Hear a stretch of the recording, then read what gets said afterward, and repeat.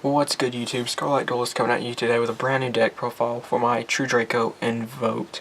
Not really much to say about this deck other than it likes to control the field with big monsters like Invoke Macabre and Masterpiece to essentially keep your opponent from pretty much doing anything, with the combination of the negation of Mechaba, the ability to pop stuff with Masterpiece, and of course hand traps that we do run in this deck.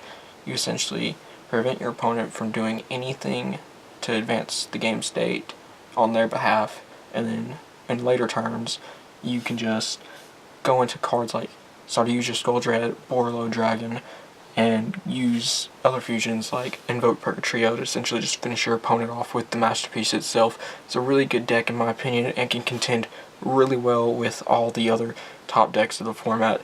So before we get into the deck profile, please be sure to like, comment, and subscribe. And with that all being out of the way, let's get into the deck profile. Alrighty, starting off with the monsters, we run triple Alistair the Invoker.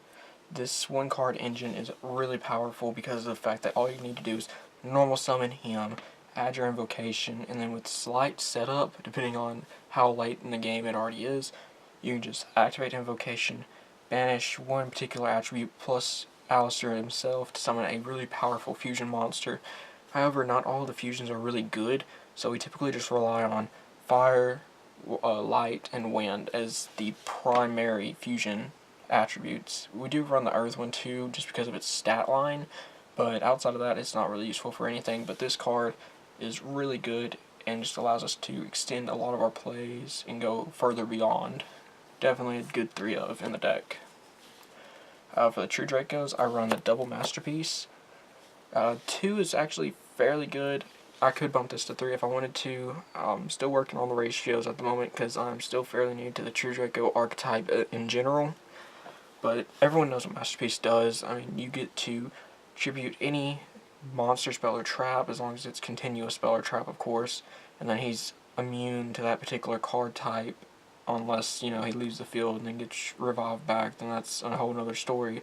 And the fact that he has the ability to disrupt your opponent by banishing a continuous spell or trap card to pop a card on the field is really strong in and of itself. And then for the rest of the True Dracos, we run double Maiden because Maiden searches out the rest of your True Draco monsters, so it's pretty good to run. And then, of course, the Wind Ignis Heat, which will give us access to Heritage and Disciples. For the only other monster that we actually summon in the deck, I do run the one Blue Boy because we do run the Spellbook engine, so you do need to run this anyways. And then for the hand traps, I don't really run any extensive amount of hand traps, but I do run the double Ash because it's really good. I mean, you can't deny that Ash is a good hand trap. You can easily bump this up to 3, but I only own 2, so I'm going to stick with 2 as that's my standard ratio. And then to go with that is the double Ogre, which is really good against Pendulum Magicians right now. If you just hit the Electromite, it'll slow down their plays exponentially. Both of these are really good hand traps, and their attributes allow for killer plays when comboed with Alistair the Invoker. That actually runs out all the monsters for the spells. I run the triple Diagram and the double Magical Meltdown just so we can kickstart our Invoked and True Draco engines respectively. And then to go with that, I run the triple Terraforming. I could run set rotation, but given the increase in popularity of Invoked and True Draco respectively, I decided to cut it because I do not want to give my opponent a field spell that could correspond and add more synergy to their deck. It's just not worth the risk, and I'd rather give myself pure advantage than give my opponent potential advantage. Following that up, for the draw cards, I run double Desires, triple Heritage, and then double Disciples, which allows us to recover cards from our graveyard as long as they're True King or True Draco cards respectively, so it's really good in furthering our deck's ability to have grind game. And then following that up, of course, is the Spellbook engine, being double Knowledge and double Secrets. And then for the rest of the spells, I run double Invocation, double Scapegoat for link plays, and then the only one-up spell, the one Monster Reborn, because top decking this mid to late game can easily win you a game. You can revive your opponent's board load or your own respective board load, and then use its effect to just kind of help clear your opponent's board, and it's just a really good card to run overall. And then for the traps, I run the one Return, and then the double Apocalypse to go with it. It actually rounds out, the main deck is actually 40 cards, So on to the extra deck, I run double Macabre. This is your secondary main boss monster of the deck, and it gives you the ability to negate the activation of a card and banish it, so it kind of alleviates the advantage that your opponent has, because with a card being banished, it's not quite as easy to access.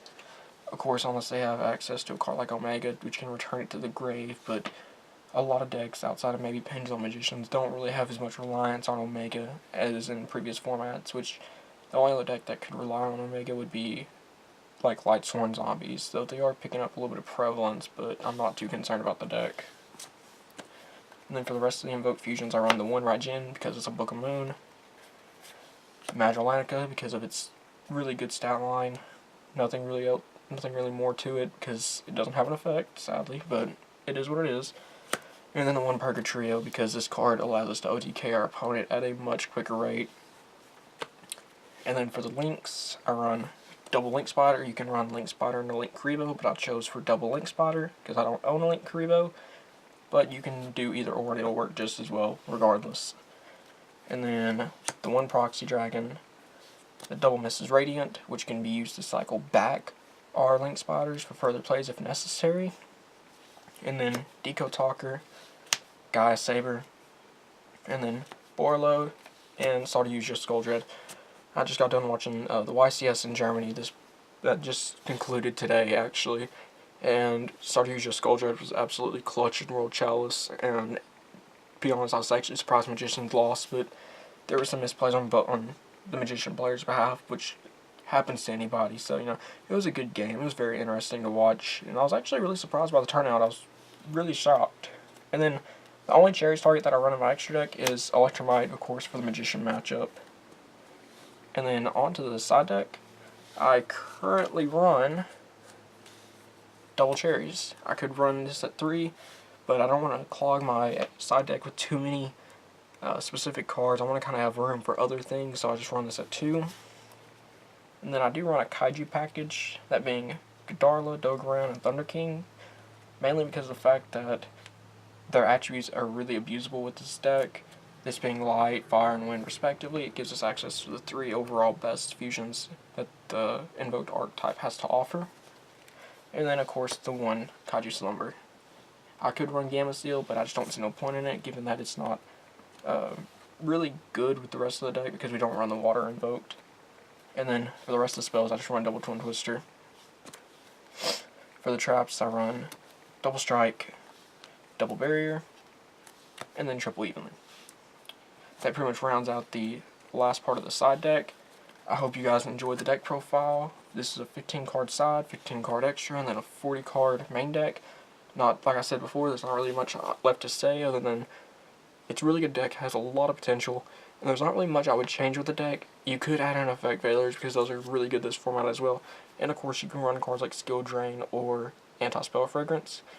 If I can make the room for the Anti-Spell Fragrance, I'll probably cut down on the Kaiju package, replace them maybe with like Raw Sphere Mode or a Lava Golem or 2, and maybe cut the strikes depending on how I'm feeling, or the Twin Twisters.